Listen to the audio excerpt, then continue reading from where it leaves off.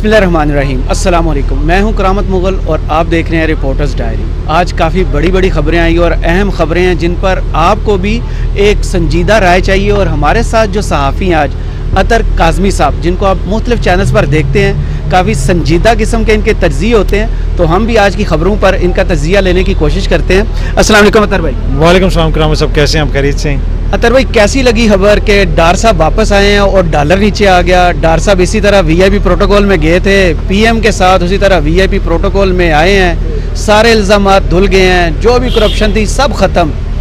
देखिए, जहाँ तक उनका वापस आना है, ऑब्वियसली अपने आप को वो अदालतों के सामने सबमिट करेंगे। वो मुल्क का आइन और कानून इस चीज़ की इजाज़त देता है। डार साहब भी उतना ही पाकिस्तानी है जितना मैं हूँ या आप हैं या कोई और शख्स है। लेकिन जो आपने एक्सप्लेन किया ना शुरू में, वो बड़ा इंपॉर्टेंट है कि मुल्क का वज़ीर आज़म खुद जाके उनको ले के आया। ये वो शख्सियत हैं, ये वो मोअज़्ज़िज़ शख्सियत हैं जो अदालतों को मतलूब हैं मुतअद्दिद सालों से। और एक ऐसे शख्स को वहाँ से खुद साथ बिठा के लाना, फिर एक ऐसी महफिल जहाँ पे जिसकी सरबराही एक ऐसी मोअज़्ज़िज़ शख्सियत कर रही है जो खुद अदालतों को मतलूब है, जो सज़ा याफ्ता मुजरिम है, मियाँ नवाज शरीफ साहब। तो मेरे ख्याल में इसके ऊपर फिर सवाल तो उठेंगे। और जिस तरह वो गए थे त्यारे में, उसी तरह वो वापस आए। एक तरह से हम यहाँ पे एक जिक्र बार बार सुनते हैं, लाडला।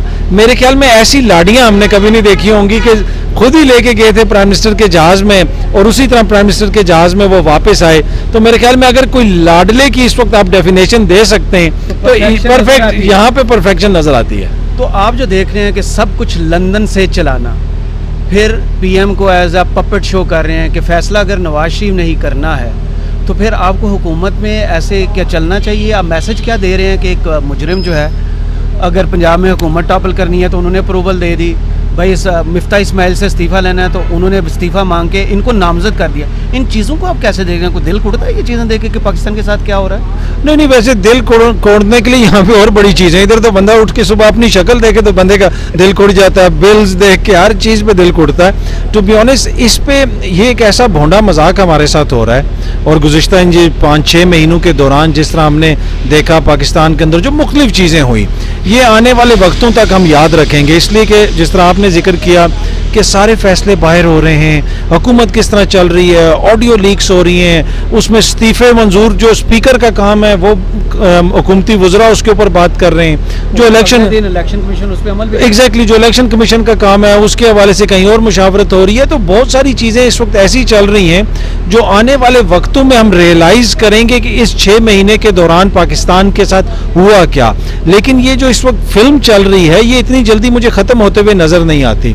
और इस फिल्म के अंदर जो एक किरदार की अगर किसी की कमी थी, स्पोर्ट कैरेक्टर के तौर पे आप इसहाक डार साहब भी वापस आ गए, तो मुझे लगता है कि अभी कुछ अरसा इसी तरह सिलसिला चलता रहेगा। इसहाक डार साहब वापस आ गए, लेकिन वो जो दुबई लंदन लेने गए थे वो वापस नहीं आए। उनके भाई की हुकूमत है, क्या वजह आपको बेसिक नज़र आ रही है कि कहीं उनके साथ बिहाइंड द सीन को मुज़ाकरात चल रहे हैं, जो उनकी बातें कुछ मानी गई कुछ मानी नहीं गई और वो आने से अभी तक जो कतरा रहे हैं? देखिए, एक तो जहाँ तक उनकी सेहत का मामला है, टू बी ऑनेस्ट मैं मेडिकली क्वालिफाइड नहीं हूँ, मुझे नहीं पता कि उनकी सेहत क्या, वो तो डॉक्टर्स के मशवरे से ही वो आएंगे जो भी उन्होंने करना है। लेकिन जो उनकी सियासत है उसके ऊपर हम डिस्कस कर सकते हैं। उनकी सियासत ये है कि वहाँ से बैठ के जनाब हमें ये खबरें मिलती हैं, मरियम बीबी बताती हैं कि पेट्रोल की कीमत जो बढ़ी, जिस मीटिंग में फैसला हुआ, मियाँ साहब उठ के नाराज़ होकर चले गए।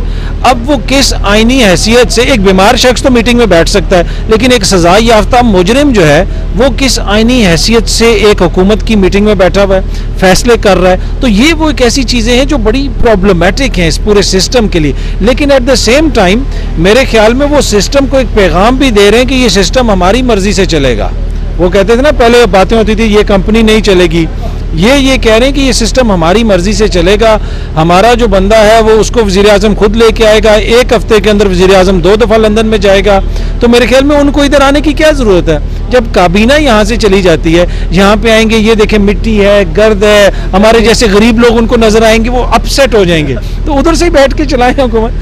सही। दूसरा आपने जिक्र किया ऑडियो लीक्स का। ऑडियो लीक्स पे आज वज़ीर आज़म ने कौमी सलामती कमेटी का इजलास बुला लिया। इमरान खान ने भी परसों यही मुतालबा किया, जो साइफ़र आया था उस पर तहकीकात करें, जो कौमी सलामती का जो उसका बयानिया आया था, एलामिया आया था, उस पर तहकीकात करें, मैं वापस असम्बली आने को तैयार हूँ। तो ये चीज़ें कौमी सलामती कमेटी में ले के जाना اور ایک طرف سے یہ کہہ رہے ہیں کہ ہماری حکومت کی ہی اچھائیاں دیکھیں, ہم تو قوم کے حق میں فیصلے کر رہے تھے. ان چیزوں کو آپ کیسے دیکھیں, کیا کنفیوژن ہے ان کے اندر؟ نہیں, ان کے اندر کوئی کنفیوژن نہیں ہے, لیکن یہ عوام کے اجتماعی شعور کی توہین کرتے ہیں.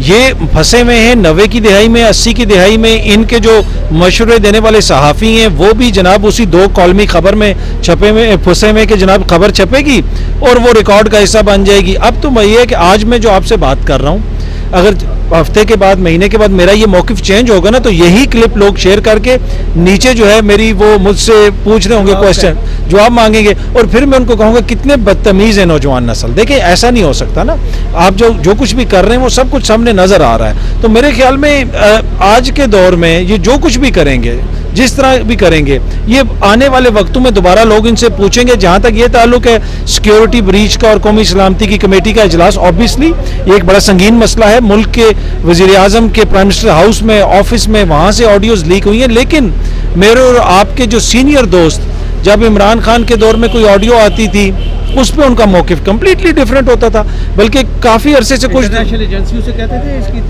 تحقیقات کرو, اور کچھ دوست تو کافی عرصے سے خبریں دے رہے تھے کہ یہ جو سائفر کا معاملہ ہے اس کے اوپر اعظم خان کی اور عمران خان کی جب آڈیو آئے گی اور پتہ چلے گا اس کو سیاسی طور پہ استعمال کرنا ہے اور پاکستان میں آگ لگ جائے گی. تو وہ جو آڈیو آنی تھی, وہ باتوں سے میرے ذہن میں آ گیا کہ شوکت ترین کی ایک کال آئی تھی تو کہا تھا کہ ایف آئی اے نے اس میں تحقیقات شروع کر دی, اور اتنا بڑا حلف کیا آپ نے خلاف ورزی کی, اور ملکی سلامتی کے بارے میں آپ باتیں کر رہے ہیں, انڈیا سے تجارت اور یہ چیزیں.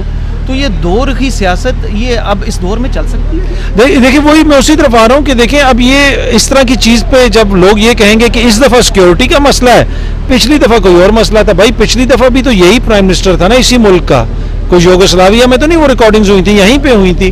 تو بنیادی ایشو یہ ہے کہ جب آپ کی کوئی اس طرح کی حرکت ہوگی, کوئی چیز ہوگی, وہ سیکیورٹی ایشو بھی ہے, اس کے ساتھ ساتھ وہ سیاسی ایشو بھی ہے. سیاسی ایشو اس لیے ہے کہ کرامت صاحب ہمیں یہ پتہ چل رہا ہے کہ اس طرح تو یہ کھوکا نہیں چلاتے جدھر ہم بیٹھے ہوئے, جس طریقے سے ملک چلایا جا رہا ہے. اس کھوکے کے اندر جو ویٹر ہے اس کو میں اور آپ تو بتا سکتے ہیں, یا جو شیف ہے اس کو ہم تو بتا سکتے ہیں, لیکن وہ ہدایات صرف اپنے مالک سے لے گا, ان کے مطابق وہ چلیں گے. ان کے بھی ایک سیٹ ایس او پیز ہیں, اسٹینڈرڈ آپریٹنگ پروسیجرز ہیں. یہاں پہ وزیر اعظم کے پرنسپل سیکرٹری کو رات کو واٹس ایپ پہ کوئی اور صاحبہ بتا رہی ہیں کہ آپ نے کیا کرنا ہے, تو یہ شو کرتا ہے کہ بالکل بنانا ریپبلک کی طرح ملک کو چلایا جا رہا ہے. آڈیو لیکس میں ہی آج خان صاحب نے جو خطاب کیا جی سی میں, انہوں نے کہا کہ مریم کی ایک اور آڈیو آنے والی ہے. اس آڈیو میں مریم نے کہا ہے کہ کسی بھی صورت میں, بلکہ ہر صورت میں توشہ کیس میں عمران خان کو ہر صورت میں نااہل کیا جائے. یہ خان صاحب کا اتنا ڈر کیوں کہ سنیاں ہو جائیں گلیاں تو کلہ مرزا یار پھرے وچ؟ دیکھیں کلہ تو نہیں نا, مرزے کے نال جنج ہے پوری, ٹھیک ہے کہ نہیں, پورے 13-14 جماعتوں کی اتحاد ہے. پر پرابلم یہ ہے کہ اوبیسلی اس وقت اگر کوئی نااہل ہوگا نا کرامت صاحب, وہ زمانے چلے گئے جب سہولت مرزا فاختہ اڑایا کرتے تھے. اب عوام نے فیصلے کرنے ہیں. اب عوام جو کرے گی, چاہے وہ خان صاحب کو فارغ کریں چاہے ان کو فارغ کریں. آج کل کے دور کے اندر اگر یہ سمجھ رہے ہیں کہ یہ عمران خان کو فارغ کر دیں گے, کوئی فیصلہ لے لیں گے اور اس کی سیاست ختم ہو جائے گی, نہیں.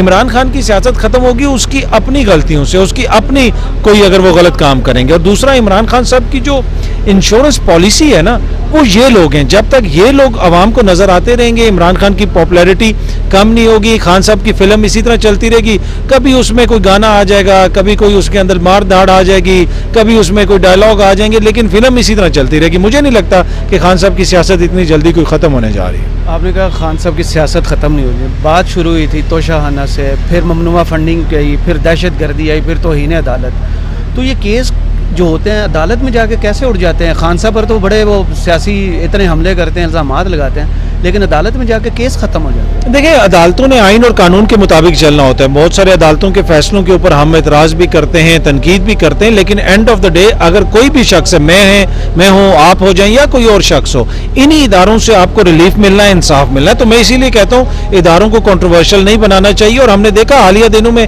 جہاں پہ اگر کچھ فیصلے پی ٹی آئی کے خلاف آئے یا نون لیگ کے خلاف آئے, وہاں پہ ان کو ریلیف بھی ملا. تو یہ جو بڑے لیڈر ہیں, چاہے وہ پی ٹی آئی کے ہوں یا کسی اور جماعت کے, ان سب کو سوچنا چاہیے کہ ایک فیصلے کے آنے کے اوپر اداروں کے اوپر چڑھائی نہ کر دیا کریں, تھوڑا سا گریس دیا کریں, دکھایا بھی کریں, اور انہی اداروں سے, انہی عدالتوں سے ہمیں انصاف ملے گا, اور ان کو بھی ملے گا, اور خان صاحب کو بھی ملا ہے, اور دوسری جماعتوں کو بھی ملا ہے. تو سب کو سوچنا چاہیے. بہت شکریہ عبدالقاسمی صاحب.